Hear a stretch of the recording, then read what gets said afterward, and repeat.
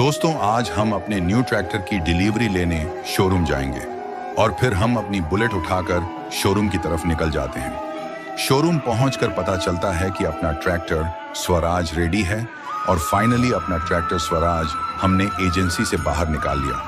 और अब हम अपने ट्रैक्टर को मॉडिफाई कराने सलीम भाई की गैरेज पर पहुंचे और हमने उन्हें बोला कि अपने स्वराज को निशु भाई की तरह मॉडिफाइड कर दो, और वो ट्रैक्टर को अंदर ले गए।